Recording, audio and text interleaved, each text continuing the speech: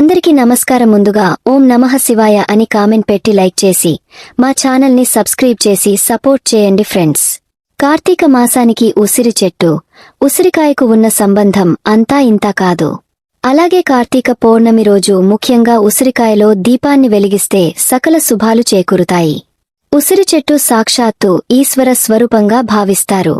అందుకే కార్తీక మాసంలో వచ్చే ఏకాదశి, సోమవారం, పౌర్ణమి తిథుల్లో ఉసిరి చెట్టు కింద దీపాలు వెలిగిస్తారు. అలాగే కార్తీక పౌర్ణమి రోజున ఉసిరికాయను తీసుకుని దానిలో నెయ్యి నిండేలా కట్ చేసుకుని నేతితో నింపాలి. ఆపై తామర కాడల వత్తులను వేసి దీపమెలిగించాలి. ఇలా చేస్తే మహిళలు దీర్ఘసుమంగళి ప్రాప్తాన్ని చేజిక్కించుకోవచ్చునని ఆధ్యాత్మిక పండితులు అంటున్నారు. ఉసిరికాయ అంటే లక్ష్మీదేవికి ప్రీతికరం. అందుకే కార్తీక మాసంలో ఉసిరి దీపం వెలిగించిన వారికి లక్ష్మీదేవి, శ్రీ మహావిష్ణువు, ఈశ్వర అనుగ్రహం లభిస్తుందని విశ్వాసం. అంతేకాకుండా కార్తీక పౌర్ణమి రోజున ఉసిరికాయ దీపాన్ని వెలిగిస్తే నవగ్రహ దోషాలు తొలగిపోతాయి. నవగ్రహాలతో పాటు సమస్త దోషాలను తొలగించుకోవాలంటే కార్తీక పౌర్ణమి రోజున ఉసిరికాయతో దీపం వెలిగించాలని ఆధ్యాత్మిక పండితులు సూచిస్తున్నారు. అలాగే ఆర్థిక ఇబ్బందులు అంటూ ఉండవు. అష్ట దారిద్ర్యాలు తొలగిపోతాయి. మహాలక్ష్మీదేవి అనుగ్రహం లభిస్తుంది. అంతేకాకుండా కార్తీక పౌర్ణమి రోజున ఉసిరిదానం చేస్తే భూమండలానికి ప్రభువు అవుతారని, దారిద్ర్యం తొలగిపోతుందని విశ్వాసం. అలాగే ఇంటి ముందు తులసి కోట వద్ద ఉసిరికాయతో దీపమెలిగిస్తే కోర్కెలు నెరవేరుతాయని భక్తుల ప్రగాఢ నమ్మకం. ఉసిరి చెట్టు సాక్షాత్తు ఈశ్వర స్వరూపం. శివకేశవులతో పాటు బ్రహ్మ, సకల దేవతలో ఉసిరి చెట్టులో కొలువై ఉంటే అద్భుత వృక్షం. కార్తీక మాసం అంటే దీపాలు ప్రధానమైనవి. పత్తితో చేసిన వత్తులను ఆవు నెయ్యిలో నానబెట్టి వాటిని అరటి డొప్పల్లో పెట్టి వెలిగిస్తారు. వేకువ జామునే లేచి చన్నీటి స్నానం చేసి కార్తీక దీపాలు వెలిగించి నీటిలో వదులుతారు. కార్తీక దీపాలు అంటే సాధారణంగా ఒత్తులతో చేసి వెలిగించేవే. కాని కార్తీక మాసంలో ఉసిరి దీపాలులకు విశిష్టత ఉంది. ఉసిరి చెట్టు కింద కూర్చుని భోజనాలు చేస్తే మంచిదని అందరికి తెలుసు. కాని ఉసిరికాయ, రాసి ఉసిరి అంటే పెద్ద ఉసిరి తో దీపాలు పెడితే అన్ని శుభాలు కలుగుతాయని, నవగ్రహ దోషాల పరిహారం జరుగుతుందని చాలామందికి తెలియదు. ఉసిరికాయ గుండ్రంగా ఉంటుంది. దానితో దీపం ఎలా పెట్టాలి అనేది పెద్ద సందేహమే వస్తుంది. మరి ఉసిరికాయతో దీపం ఎలా పెట్టాలి? ఉసిరి దీపంతో ఎటువంటి పరిహారాలు కలుగుతాయి? ఉసిరి దీపంతో ఎటువంటి ప్రయోజనాలున్నాయో తెలుసుకుందాం. కార్తీక మాసానికి ఉసిరి చెట్టుకే కాదు, ఉసిరికాయకు ఉన్న సంబంధం అంతా ఇంతా కాదు. ఉసిరి చెట్టు సాక్షాత్తు ఈశ్వర స్వరూపంగానే భావిస్తారు. అంతేకాదు శివకేశవులతో పాటు బ్రహ్మ, సకల దేవతలో ఉసిరి చెట్టులో కొలువై ఉంటారని చెబుతారు. అంతటి విశిష్టత కలిగిన ఉసిరికి కార్తీక మాసంలో చాలా విశిష్టమైన స్థానముంది. అందుకే కార్తీక మాసంలో మరీ ముఖ్యంగా దశమి, ఏకాదశి, సోమవారం, పౌర్ణమి తిథుల్లో ఉసిరి చెట్టు కింద దీపాలు వెలిగిస్తారు. కార్తీక పౌర్ణమి రోజున ఉసిరికాయ దీపం వెలిగిస్తే గొప్ప ప్రయోజనాలు కలుగుతాయట.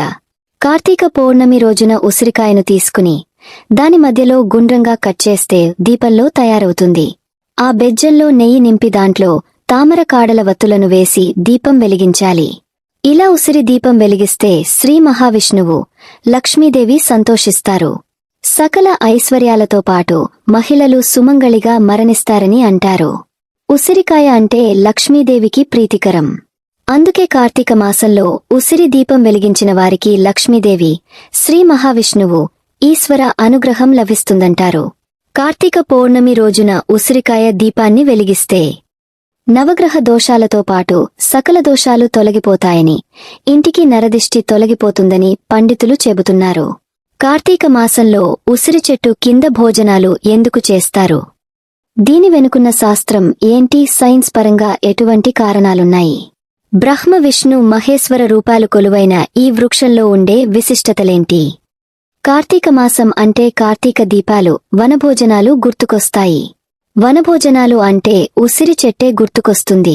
కార్తీక మాసంలో ఉసిరి చెట్టు కింద కూర్చుని భోజనాలు చేయటం హిందూ సంప్రదాయంలో ఆచారంగా వస్తోంది. హిందూ పండుగలకు ఆరోగ్య రహస్యాలకు నిలయం అనే విషయం ప్రతి పండుగలోనూ కనిపిస్తుంది. దీంట్లో భాగంగా కార్తీక మాసంలో పూజలు, స్నానాలు, దీపాలు, ఉసిరి చెట్టు కింద భోజనాలు వంటి సంప్రదాయంగా మార్చారు. అసలు ఈ భూమ్మీద ఎన్నో చెట్లు ఉండగా కార్తీక మాసంలో ఉసిరి చెట్టు కిందే భోజనాలు చేయాలనే సంప్రదాయం ఎందుకొచ్చింది? దీని వెనుక ఉన్న శాస్త్రం ఏంటి? కార్తీక మాసంలో శ్రీ మహావిష్ణువు, లక్ష్మీదేవి ఇద్దరూ కొలువై ఉంటారన్నది విష్ణుపురాణ కథనం. ఉసిరిని భూమాతగా కూడా కొలుస్తారు. దేవదానవ సంగ్రామంలో కొన్ని అమృత బిందువులు పొరపాటున భూమ్మీద పడటంతో పుట్టిందే ఉసిరి అని చెబుతారు. ఉసిరిలో ఉండే అద్భుతమైన ఔషధ గుణాలు వృద్ధాప్యాన్ని దరిచేరనివ్వవని ఆయుర్వేద నిపుణులు చెబుతారు. ఉసిరి చెట్టు గాలి కూడా ఆరోగ్యానికి మంచిది. అటువంటి ఉసిరి చెట్టుని ధాత్రి వృక్షమని అంటారు. ఉసిరి ఆరోగ్యానికి సంజీవినిలాంటిది. శ్రీ విష్ణుమూర్తికి ఎంతో ఇష్టమైన చెట్టు. కార్తీక మాసంలో ఉసిరి చెట్టును పూజించి ఈ చెట్టు నీడలో భోజనాలు చేస్తే అశ్వమేధ యాగం చేసిన ఫలితం దక్కుతుందట. ఈ చెట్టు కింద భోజనాలు చేసే ముందు ఉసిరి చెట్టు మొదట్లో విష్ణుమూర్తి పటాన్ని ఉంచి ఉసిరి ఆలతో పూజించాలి. తూర్పు, పడమర, దక్షిణం, ఉత్తరం దిక్కులతో పాటు 4 మూలలు అంటూ మొత్తం 8 దిక్కుల్లో దీపాలను వెలిగించేవ్. చెట్టు చుట్టూ 8 ప్రదక్షిణలు చేసి తర్వాత చెట్టు నీడలో భోజనాలు చేయాలి. ఉసిరి చెట్టు మూలల్లో విష్ణుమూర్తి కాండల్లో శివుడు, పైన బ్రహ్మదేవుడు, ఉసిరి కొమ్మల్లో సూర్యుడు, చిన్న చిన్న కొమ్మలో సకల దేవతలు ఉంటాయని పురాణాలు చెబుతున్నాయి. కార్తీక మాసంలో ఉసిరికాయపై ఒత్తులు వేసి దీపం వెలిగించటం అత్యంత శుభకరంగా భావిస్తారు. ఈ దీపం కార్తీక దామోదరుడు అంటే శ్రీ మహావిష్ణువుడు అత్యంత ప్రీతిపాత్రమైనది. ఉసిరి చెట్టు ఇంట్లో ఉంటే వాస్తు దోషాలు తొలగిపోవడంతో పాటు దుష్టశక్తులు కూడా ఆ ఇంట్లోకి ప్రవేశించకుండా ఉంటాయి. నరదిష్టి ఆ ఇంటికి తగలదట. ఒక్క ఉసిరిలోనే 6 రకాల రుచులున్నాయి. సి విటమిన్ అత్యధికంగా ఉండే కాయ ఉసిరికాయి. ఉసిరి జీర్ణశక్తిని పెంచుతుంది. శరీర ఉష్ణోగ్రతను క్రమబద్ధీకరిస్తుంది. ఇన్ని ప్రత్యేకతలు ఉన్న ఉసిరి చెట్టు కింద భోజనాలు చేయటం ఆరోగ్యానికి మేలు కలుగుతుంది. అంతేకాదు సామాజిక పరంగా కూడా ఈ వనభోజనాలు 10 మందితో కలిసేలా చేస్తాయి. సామాజిక స్పృహను పెంచుతాయి. ఉసిరికాయల్ని సంవత్సరం అంతా రోజుకు కనీసం 1 కాయ అయినా తింటే ఎటువంటి వ్యాధులు రావని డాక్టర్లు కూడా చెబుతుంటారు. మరి ఇన్ని విశిష్టతలు కలిగినది కాబట్టే ఉసిరికి ఇంతటి ఘనత దక్కింది. కార్తీక దీపాలను నీటిలోనే ఎందుకు వదులుతారు? శివ పంచాక్షరి మంత్రం ఓం నమఃశివాయ అనే పంచ బీజాక్షరాల నుంచి పంచభూతాలు, వాటి నుంచి సమస్త జగత్తు పుట్టిందని శాస్త్రాలు చెబుతున్నాయి. నీరుకు నిప్పు ఈ 2 విభిన్నవే అయినా ఈ రెండింటికి అవినాభావం సంబంధం ఉంది. నిప్పును ఆర్పే నీరు నిప్పు 2 కలిసేదే కార్తీక మాసంలోని కార్తీక దీపాలలోని ప్రత్యేకత. నీరు సర్వకోటి జీవాలను ప్రాణాధారం. నీరు లేకపోతే ఏ జీవి ప్రాణంతో ఉండదు. అటువంటి నీటిలో కార్తీక దీపాలను వదలటం వెనుక ఉన్న విశేషమేంటో తెలుసుకుందాం. ఆకాశం, నీరు, అగ్ని, గాలి, భూమి ఇవన్నీ పంచభూతాలు. వీటిలో నీరు ఎంతటి విలువైనదో, నీటితో పాటు పంచభూతాల్లో అన్ని కూడా సకల ప్రాణికోటికి జీవనాధారాలే. శివ పంచాక్షరి మంత్రం ఓం నమఃశివాయ అనే పంచ బీజాక్షరాల నుంచి పంచభూతాలు, వాటి నుంచి సమస్త జగత్తు పుట్టిందని శాస్త్రాలు చెబుతున్నాయి. శివం పంచభూతాత్మకం అని తెలిసినప్పుడే దీపాలు నీటిలో ఎందుకు వదిలిపెడతామనేది అర్థమవుతుందని వేద పండితులు చెబుతారు. నిజమే. శివోహం అనే 3 అక్షరాల అర్థం పరమార్థం తెలుసుకోవటమంటే అంత తేలిక కాదు. లయకారకుడైన శివుడు ఆజ్ఞలేనిదే చీమ కూడా కుట్టదంటారు. అలా శివ పురాణంలో ఎన్నో గొప్ప గొప్ప విషయాలున్నాయి. అష్టాదశ పురాణాల్లో శివ పురాణానికి ప్రత్యేకత ఉంది. ఆత్మను జ్యోతి స్వరూపం అని చెబుతారు వేద పండితులు.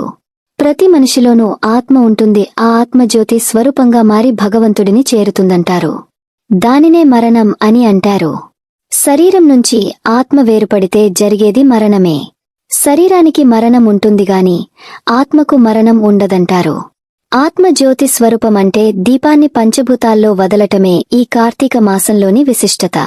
పంచభూతాల్లో ఒకటి అయిన నీటిలో కార్తీక దీపాలను వదలటం అంటే సాక్షాత్తు లయకారకుడైన ఈ పరమేశ్వరుడికి అంకిత ఇవ్వటమే.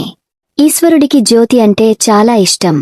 అది కార్తీక మాసంలో అయితే ఇంకా ప్రీతికరం. పరమేశ్వరుడికి అత్యంత ప్రీతిపాత్రమైన కార్తీక మాసంలో దీపాలు వెలిగించి నదుల్లో, చెరువుల్లో వదిలితే పూర్వజన్మలో చేసిన పాపాలతో పాటు ప్రస్తుత జన్మలో చేసిన పాపాలు నశించి పరమేశ్వరుడి సన్నిధికి చేరుతారని నమ్ముతారు. బ్రహ్మ ముహూర్తంలో స్నానమాచరించి త్రికరణ శుద్ధిగా కార్తీక దీపాలు నీటిలో విడిచిపెడతారు. అలాగే కార్తీక మాసంలో శివుడికి ఇష్టమైన జాజి, అవిసె పువ్వు, గరిక, బిల్వదళాలు, జిల్లేడు పూలతో పూజిస్తే వారికి ఉత్తమగతులు కలుగుతాయంటారు. కార్తీక దీపాలకు కూడా ఈ పూలతో పూజిస్తే సర్వసుఖాలు కలుగుతాయని, వారికి స్వర్గప్రాప్తి కలుగుతుందంటారు. శివుడిని అర్థం చేసుకుంటే సత్యమేంటో తెలుస్తుందంటారు. గుణ, రూప, రస, గంధ, స్పర్శాత్మకమైన సమస్తము రుద్రుని సృష్టి. బ్రహ్మాదులందరూ అమృతరూపుడిగా ఆరాధించే ఆ పరమేశ్వరుడు అచలుడు, ఆనందమూర్తి, ఆదిత్యవర్ణుడు, సర్వాధిపతి, తిమిరాతీతుడు, సర్వుడు. ఆయన లేని చోటు లేదంటారు. అటువంటి పరమేశ్వరుడి కన్న పెద్దగాని, చిన్నగాని, సాటిగాని ఎవరూ లేరని శివతత్వం తెలిసిన గొప్ప గొప్ప పండితులు చెబుతుంటారు. ఏ దేవుడికి లేనటువంటి ఓ ప్రత్యేకత శివుడికి ఉంది. అదే లింగాకారం. ఏ శివాలయంలోనే అయినా శివుడు విగ్రహం రూపంలో కంటే లింగాకారంలోనే దర్శనమిస్తాడు. శివుడిని 12 జ్యోతిర్లింగ రూపాలలో ఉన్నాడని నమ్మి కొలుస్తారు. జ్యోతిర్లింగ అంటే చీకటిని, అజ్ఞానాన్ని చీల్చి వెలుగు, జ్ఞానాన్ని ప్రసాదించేది. శివలింగంపైకి లింగం కింద పానవట్టం యోని రూపంలో ఉంటుంది. అది స్త్రీ పురుషుల ప్రతీక. ఒకటి లేనిది ఇంకొకటి లేదు, అవినాభావ సంబంధం. ఇలా శివతత్వం గురించి చెప్పుకుంటూ పోతే దానికి అంతే ఉండదంటారు. అదో అనంతం.